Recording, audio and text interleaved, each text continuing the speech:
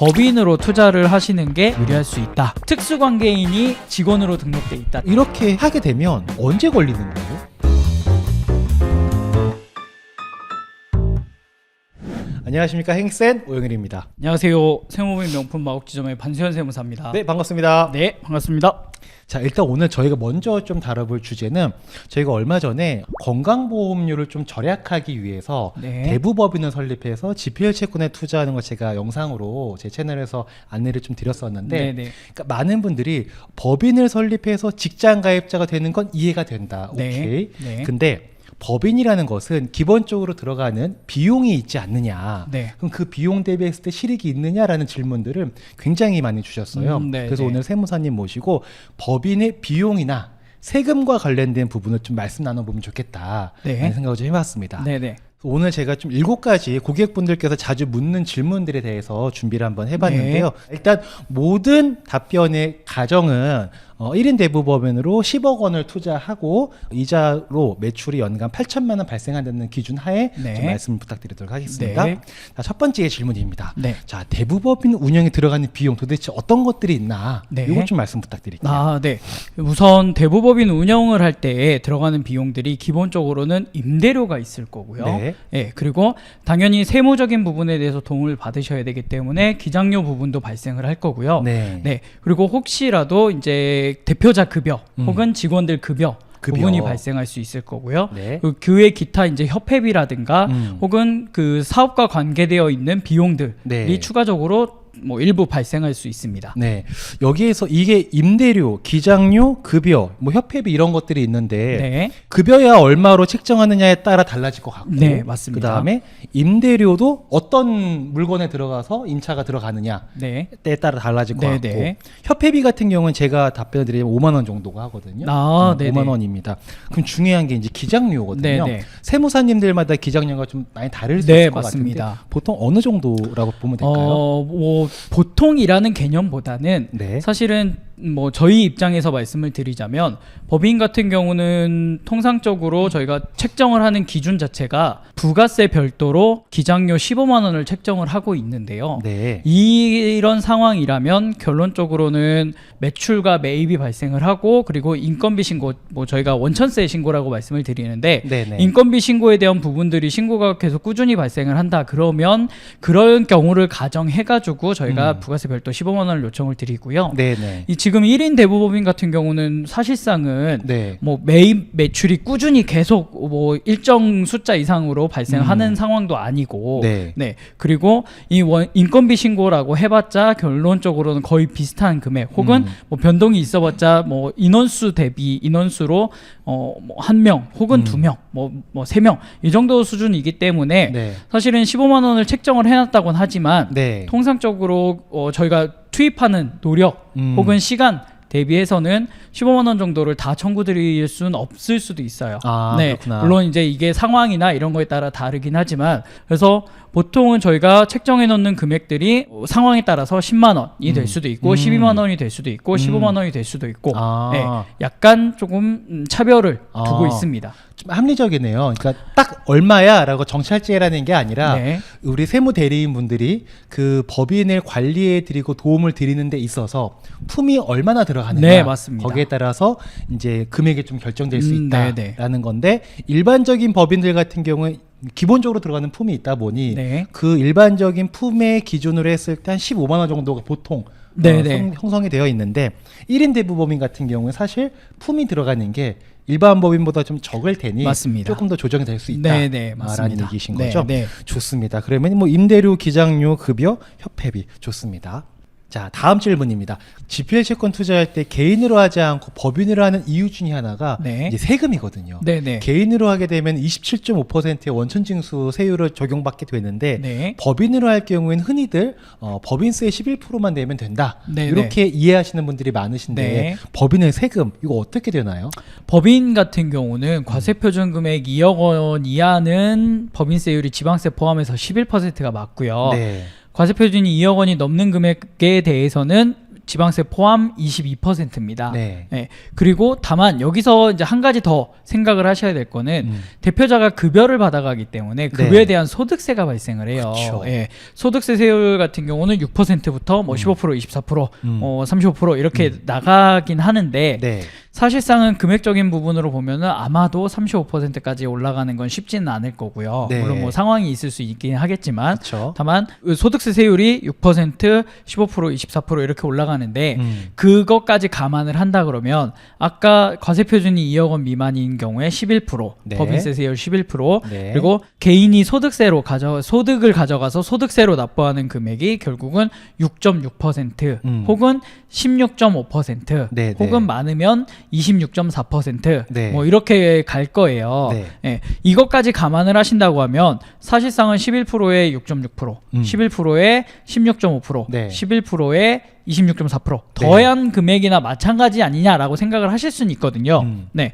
다만 근로소득 같은 경우는 근로소득 공제도 있고요. 네. 소득 공제도 있고 그리고 근로세액 공제라는 부분도 있고요. 네. 그리고 급여에 따라서 발생할 수 있는 뭐 보험료라든가 의료비라든가 뭐 기부금이라든가 이런 것들에 대해서 세액 공제를 받을 수도 있어요. 네. 예, 인적 공제도 받을 수 있을 수도 있고 네. 이런 것들을 감안하면 실효세율 자체가 6% 내지는 아마도 15% 정도에 머무를 거예요. 그쵸. 네, 네. 저희가 실제로도 고객분들 예를 들어서 네. 연봉이 뭐 한 2천만 원 정도 책정이 되셨다. 네, 네. 그러면은 실제로 세금을 얼마 정도 내게 될까요? 연봉이 1년에 2천만 원이다라고 한다면 네. 각종 공제들을 감안을 한다면 사실상은 실효세율이 0이라고 봐야 돼요. 아, 그래요? 예, 연말정산을 통해서 거의 납부했던 세금을 돌려받으실 가능성이 엄청 높거든요. 그럼 제가 짓궂은 질문 한 번만 더 할게요. 네. 4천만 원이면 어떻게 돼요? 4천만 원이면은 다음 기회에 말씀드리겠습니다.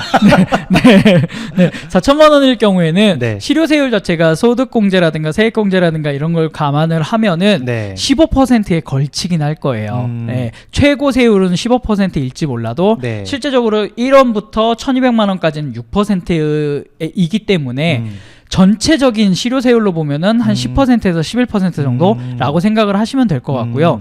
그러면 법인세 11%, 네. 그 다음에 소득세 실효세율이 뭐 10%나 11% 정도에 합쳐진다고 하면은 네. 비영업 대금의 이익인 27.5%보다는 아무래도 조금 유리한 세금적인 부분에서는 유리한 방법이 될 수 있습니다. 그렇죠. 그리고 또 한 가지가 그 법인세라는 것도 네. 그 매출 전체에 대해서 법인세가 부과되는 것이 아니라 네. 매출에서 이제 경비라고 하죠. 네, 네, 그거 맞습니다. 빼고 네. 남은 거에 대해서 11%를 부과하는 거잖아요. 네, 맞습니다. 근데 우리가 방금 대표자가 급여를 받아갔기 때문에 급여에 대한 소득세를 냈다라고 네, 했는데 네. 법인의 입장에서 보면 대표자의 급여도 경비 처리로 빠지는 거죠. 네, 맞습니다. 그럼 실제로 그러면 정리해 보면은 확실히 법인으로 할 때가 세금적인 부분은 좀 유리한 면이 없지 않아 있겠네요. 아무래도 금액에 따라 차이는 있겠지만 네. 통상적으로 생각하시는 금액들을 기준으로 보면은 비영업 대금의 이익으로 과세를 해서 세금을 납부하는 것보다는 네. 법인으로 투자를 하시는 게 세금적인 측면에서만 놓고 보면은 유리할 수 있다라고 네. 말씀드릴 수 있을 것 같습니다. 하나만 더 추가 질문 드리자면 또요? 네. 네. 추가 차지 드릴게요. 아, 네, 네, 출연료 네. 드릴게요. 네, 네.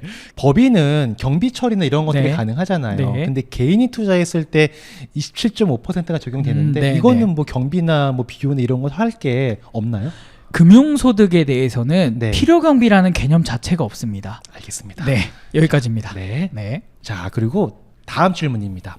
이게 가장 많은 분들이 궁금해 하시는 네, 거예요. 네, 네. 개인으로 할 때는 비용이 인정되는 게 없지 않습니까? 흔히 네. 말하는 경비 처리가 안 되는 거죠. 네, 그런데 맞습니다. 법인으로 할 경우 이게 가장 큰 장점인 것 같아요. 네. 이 비용이 인정됨에 따라서 과표가 줄어들고 거기에 따라서 법인세도 줄어드는 거잖아요. 네, 네. 그러면 법인을 우리가 운영을 할 때 비용으로 인정 가능한 거 어디까지 된다라고 좀 보면 될까요? 네.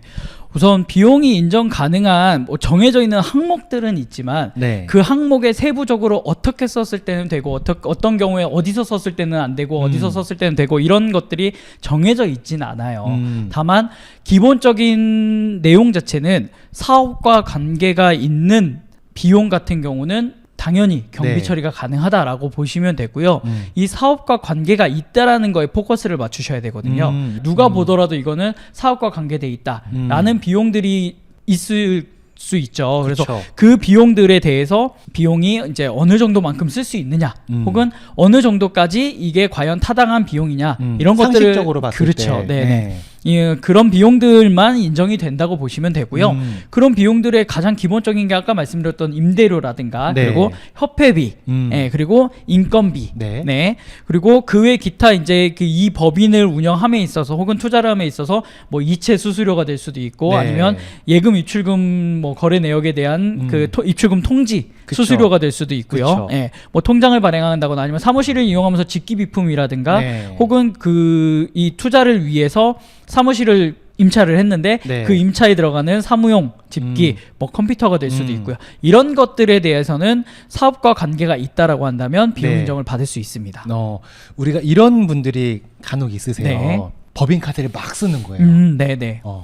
야, 어차피 법인카드 쓰면은 이거 비용 인정돼. 네. 그러니까 막 쓰는 분들도 계시고 네네. 마치 개인 카드처럼 네네. 또는 어떤 분들은 법인카드가 비용이 인정이 안 되는 거는 알지만 그래도 어차피 이거 나중에 혹시 비용 인정이 안 되면 그냥 대표자가 개인 소득세로 내면 된다 뭐 하더라 네네. 라고 하면서 그런 얘기를 하시는 분들이 계시더라고요. 네네. 네.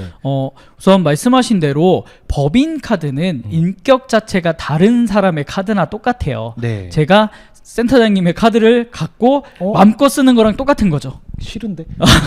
전 좋습니다. 네, 그래서 네. 마음껏 쓰시는 건데 네. 문제는 그게 이제 사업과 관계가 없는 내용들 같은 경우는 카드를 썼으면 법인의 순자산이 유출이 된 거예요. 그쵸. 밖으로. 네. 이렇다는 얘기는 그거에 대해서 결론적으로 아까 말씀하신 것처럼 대표자가 결국은 임의적으로 쓴 거죠. 그쵸. 법인과 상관없이. 네, 네. 네, 그렇기 때문에 그런 경우에는 말씀하신 대로 상여라는 처분을 통해서 네. 대표자가 소득세를 더 추가로 납부하게끔 되어 있고요. 법인 입장에서는 경비로 인정을 못 받기 때문에 돈은 나갔지만 결론적으로는 법인하고는 상관이 없는 쓰임이 돼버린 거죠. 그러니까 그거를 대표자가 자기가 이제 감수를 하는 거고요. 네, 그 법인이 원래는 내 세금인데 네. 비용 인정이 안 됐으니까 네. 그거를 개인이 가져다 썼으니까 대표자가 네. 그러면 당신이 갖다 쓴 거니까 당신 소득으로 간주하겠다. 네. 그 당신이 소득세를 내셔라. 네. 이렇게 되는 거네요. 아, 맞습니다. 그 컨셉도 맞고요. 물론 법인도 결론적으로는 비용 인정을 못 받기 때문에 네. 송금불산입이라는 소득 조정을 통해 가지고 네. 비용에서 빠지게 돼요. 비용에서 빠지면 무슨 상황이 발생을 하냐면 네. 그 비용만큼 법인세를 더 내게 되는 효과가 발생하고요. 네네. 법인세도 이만큼 되고 추가적으로 그거를 대표자가 상여로 가져간 걸로 보니까 네. 대표자도 소득세를 추가적으로 더 내고 오. 네. 어떻게 따지고 보면은 하나의 금액을 가지고 법인 입장에서는 비용 처리 인정 안 돼서 법인세 더 내고 네. 개인 입장에서는 그만큼 네가 가져간 걸로 해라고 하니까 소득세를 더 내고 이중으로 과세된다고 느끼실 수도 있지만 네. 사실상은 이게 인격 자체가 다르다 보니까 네. 어쩔 수 없이 법인에서 돈이 나간 거는 비용으로 인정 안 해줘. 그리고 개인이 가져갔으니까 개인이 세금 내. 이런 개념이라고 생각하시면 됩니다. 그럼 법인카드를 함부로 쓰면 안 되겠어요. 네, 맞습니다. 그러니까 우리가 똑바로 여기서 이해하고 짚고 넘어가야 될 것 같아요. 네. 법인카드를 마치 개인카드처럼 네, 막 네. 쓰시는 경향들이 있는데 안 걸리면 문제가 안 되죠. 뭔가 네, 이렇게 네. 뭐 개입을 안 하면 네, 네. 과세관청에서 근데 언제 건드릴지 모르는 거잖아요. 그렇죠. 예, 그리고 통상적으로 사용 내역들은 법인카드 네. 사용 내역들은 기본적으로 국세청에다 통보가 되기 때문에 맘먹고 찾으면은 금방 네. 찾아낼 수 있습니다. 어. 예. 그러니까 뭐 위치라든가 네, 시간대라든가 네. 혹은 뭐 상호명, 업종 이런 걸 따져봤을 때 도저히 사업과 관계가 없어 보인다라고 하면 이게 왜 도대체 사업과 관계가 있는지에 대해서 소명하시오라는 부분이 이제 과세관청에서는 태클이 들어올 수 있고요. 네, 그로 인해서 당연히 입증을 못하게 되면 혹은 입증을 했는데도 터무니없는 입증이었다. 대부분 입증이 안 될 것 같아요. 네. 그렇다라고 한다면 결론적으로는 대표자 혹은 카드를 쓴 직원 그 분들이 상여를 받아간 걸로 돼서 소득세를 추가적으로 납부하게 되는 상황이 발생할 수 있습니다. 법인카드는 꼭 사업과 연관된 것만 네, 맞습니다. 써야 된다라는 네. 거 꼭 한번 다시 짚고 넘어가도록 하겠습니다. 자, 다음 질문입니다. 네. 이거 많은 분들이 또 궁금해하세요. 네네. 자, 우리가 대부 법인을 설립하는 이유는 여러 가지 이유가 있겠지만 4대 보험 적용돼서 직장 가입자가 되겠다. 건강보험에서. 네. 그래야 이제 지역 가입자 때보다는 좀 더 저렴하게 건강보험료를 납부할 수 있을 테니까 네. 그런 의도이신데, 근데 4대 보험에 가입하려고 하다 보니까 건강보험만 가입할 수 있는 게 아니고 그 안에는 국민연금도 있고 산재보험도 네, 네. 있고 고용보험도 있거든요. 네. 이런 경우 국민연금 받고 계신 분이 있으세요. 이미 연세가 네. 국민연금 받고 계시는데 이분이 4대 보험을 가입을 해요. 네. 그 연금은 받으면서 국민연금 또 납해야 되나? 이거 어떻게 되는 거지? 네네. 이걸 많은 분들이 문의하시더라고요. 네네네. 우선은 현재 국민연금을 수령하고 계신 분들 같은 경우는 뭐 이미 가입해가지고 추가적으로 네. 납부하는 경우는 없고요. 다만 근로소득이 발생을 하는데 네. 그 근로소득이 월 평균 금액이 258만 원 네. 이상의 급여가 발생을 한다라고 네. 한다면은 최대 50%까지 네. 감액을 당할 수 있습니다. 연금보험료, 연금을 수령하는 금액에서 50%까지 감액이 될 수 있어요. 네네. 네. 근데 이 최대 감액은 50%라는 최대 거죠? 50%입니다. 네네. 예. 그러니까 뭐 예를 들면은 내가 월 수령액이 100만 원인데 네. 월 평균 급여가 뭐 258만 원을 넘어서서 뭐 500만 원, 600만 원 된다. 그럴 경우에는 최대 50%까지 감액이 되니까 많이 받을 수 있는 금액이 연금 수령액이 50만 원으로 줄어드는 거고요. 그렇죠. 네. 물론 이거는 이제 5년간만 감면을 합니다. 5년이 지나면 다시 100%로 연금 100%, 수령을 하는 거예요? 근로소득이 있든 없든 상관없이 네. 100% 연금 수령을 할 수가 있고요. 물론 이거는 이제 제가 연금 관련된 담당자가 아니다 보니까 제가 알고 있는 상식선에서 말씀을 드린 거고, 네. 이게 만약에 수령하신 분들, 그러니까 네. 지금 이미 수급을 하고 계시는 분들이거나 혹은 아니면 내가 향후에 수급을 해야 될 상황이다. 이런 분들 같은 경우는 적용이 달라질 수 있고요. 매년 월 평균 급여도 달라질 수 있고요. 그쵸. 네, 네, 그렇기 때문에 좀 더 명확한 답변을 원하시면 연금공단에 직접 통화해 보시는 게 사실은 제일 확실합니다. 왜냐하면 그쵸. 본인의 받을 수 있는 여건이라든가 그다음에 언제부터 수급을 할 수 있느냐 이런 것들 포함해 가지고 네. 상담을 받아보실 수가 있기 때문에 연금공단에 꼭 한번 전화를 해보셔서 상담 받아보시는 걸 추천드리긴 합니다. 그렇군요. 일단 국민연금을 받고 계신 분들은 네, 돈을 또 내지는 않는 네 거죠? 맞습니다. 그러니까 제일 궁금해하시는 게 그거예요. 내가 4대 보험 직장 가입자를 위해서 4대 보험 내면은 나 국민연금도 소득의 9% 내야 되나? 이게 싫은 거거든요. 네네. 안 내고 싶은 거예요. 네네. 근데 연금 수령하고 계신 분들은 9% 그걸 안 내도 된다는 네. 말씀이신 네, 거죠? 맞습니다. 네, 그게 듣고 싶으셨을 거예요. 저 너무 앞에 장황하게 설명을 아닙니다, 드렸네요. 아닙니다. 뭐가 됐든 그래도 이번 기회에 또 이렇게 저변화에 알고 네네. 있으면 좋을 지식을, 이거는 몰랐거든요. 258만 원 이상의 소득이 있으면. 아무한테나 안 알려드리는 건데 오늘 특별히 알려드리는 겁니다. 감사합니다. 예. 자, 다음 질문 넘어가도록 하겠습니다.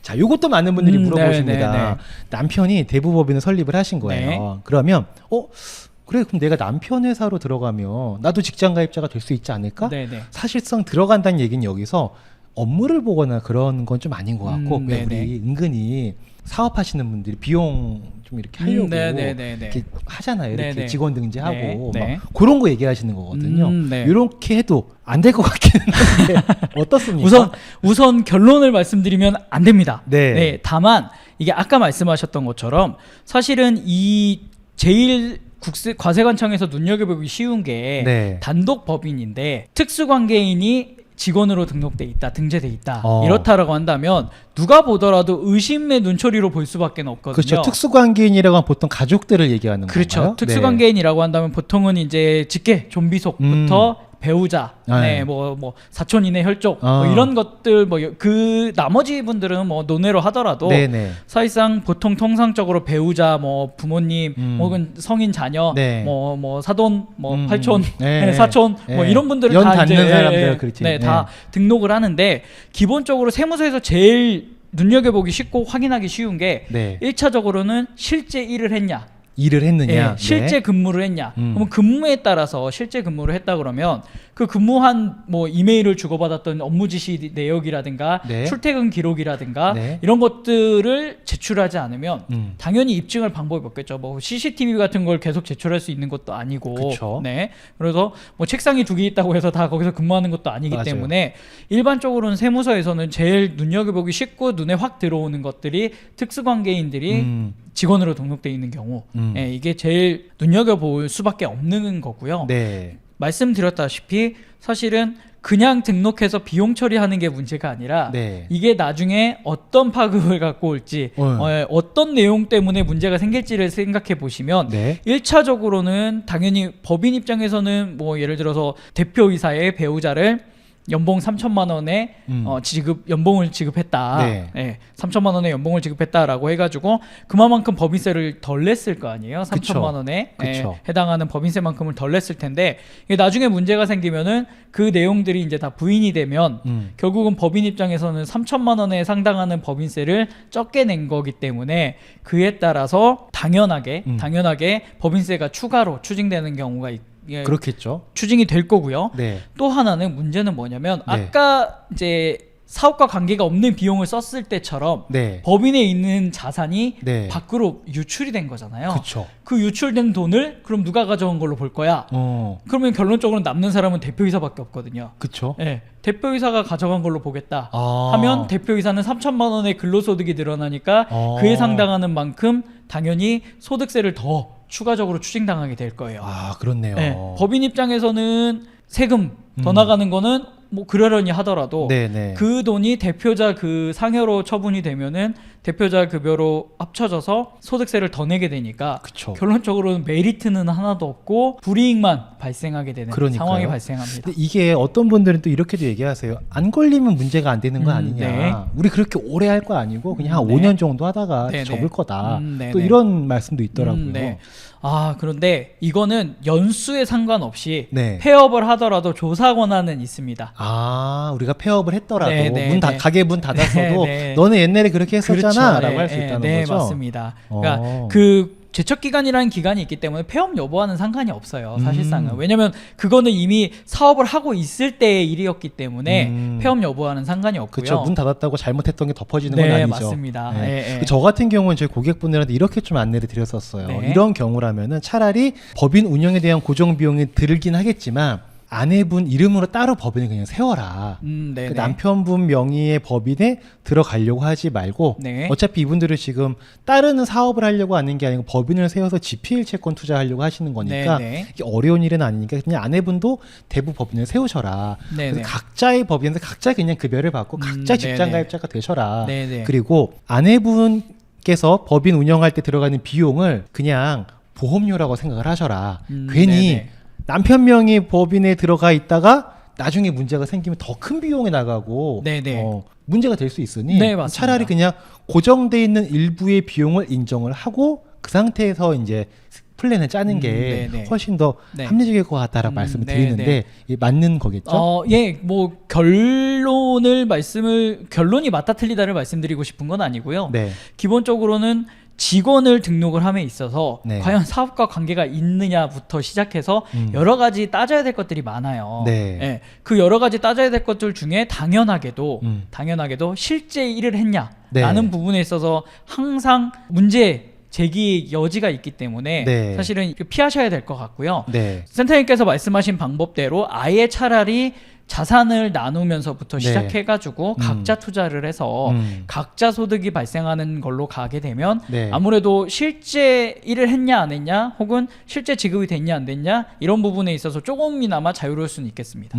좋습니다. 우리가 또 돈 관리할 때 제일 조심해야 될 게 뭐냐면 애매모호하면 사실 하면 안 되는 게 많더라고요. 맞습니다. 아, 이거 해도 될까? 이러면은 이미 우리가 뭔가 찔리는 게 있는가 그런 거 안 하시면 됩니다. 아, 하나만 더 여쭤볼게요. 여기 관련해서 이렇게 하게 되면 언제 걸리는 거예요?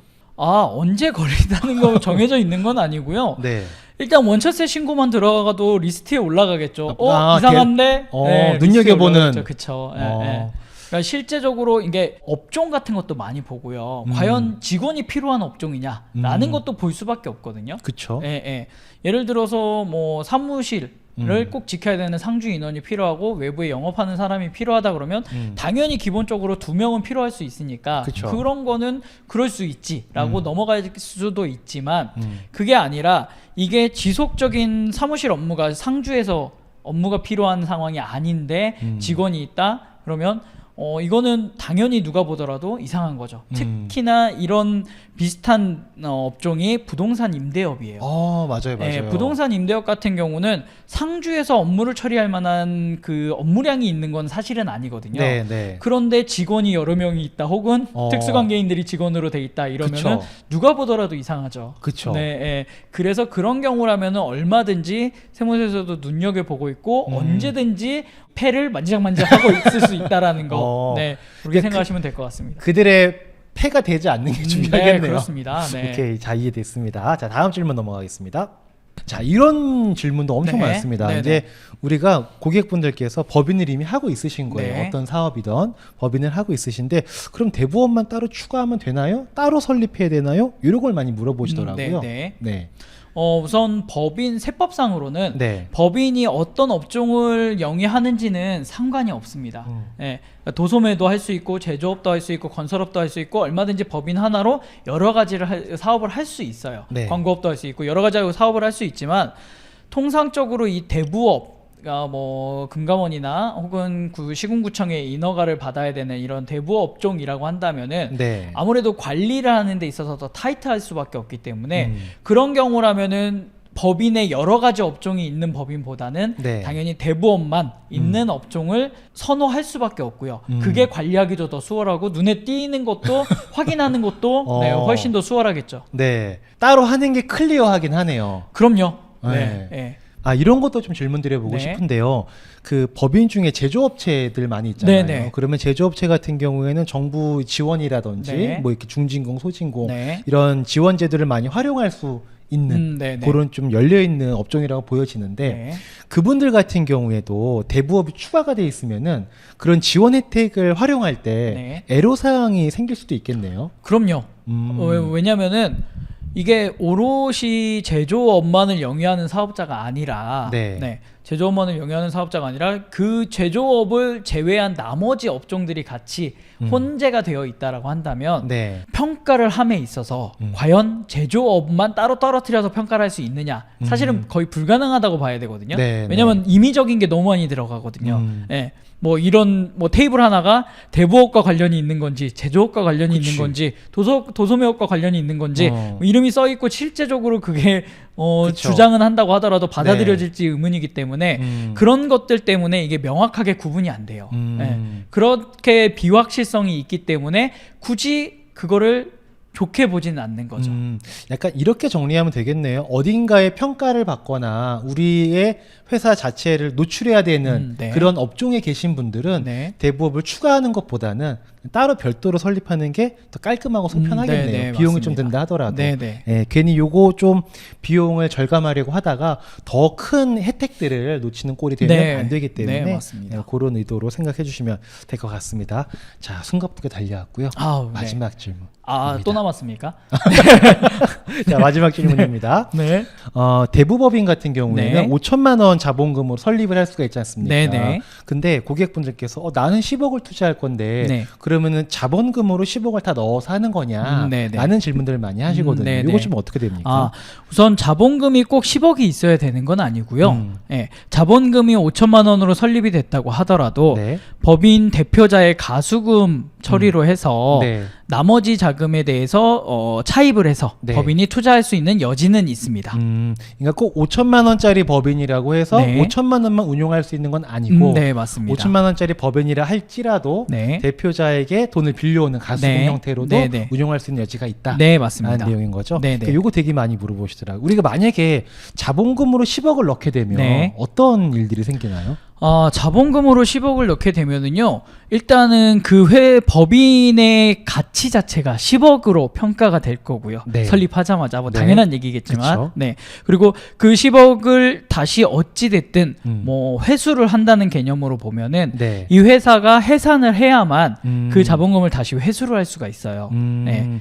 그 전까지는 못 꺼내는 네, 거예요? 맞습니다. 어. 만약에 가져가게 된다면 네. 대표자가 가지급금으로 가져간 걸로 보기 때문에 네. 그에 따르는 인정이자라든가 혹은 뭐 지급이자에 대한 불산입이라든가 네. 이런 문제가 발생할 수 있습니다. 그럼 차라리 그냥 5천만 원짜리 법인으로 해서 그냥 가수금 형태로 이렇게 하는 플랜을 좀 세워보고 또 이런 것도 또한 상황에 따라 다를 수 있으니 네, 맞습니다. 담당 세무 대리인 분들과 충분히 그 상의를 하셔서 네네. 진행을 하시는 게 좋을 것 같다라는 네, 맞습니다. 생각이 듭니다. 자, 오늘 세무사연이 벌써 7-시까지 끝났습니다. 네. 네, 오늘 충분히 너무 많은 도움 주셔서 감사드리고요. 예. 또 저희 행센 고객분들 같은 게 많은 상담을 도와주고 계시니까 네. 앞으로 또 제가 고객분을 대신해서 잘 부탁드린다는 예. 인사드리도록 하겠습니다. 저도 감사합니다. 네. 자, 오늘 영상 이 정도로 정리하도록 하겠습니다. 이상 2024년 10월 24일까지 전 직원 연봉 1억인 회사를 만드는 사람 오영일이었습니다. 감사합니다. 반수현 세무사였습니다. 네, 들어가겠습니다.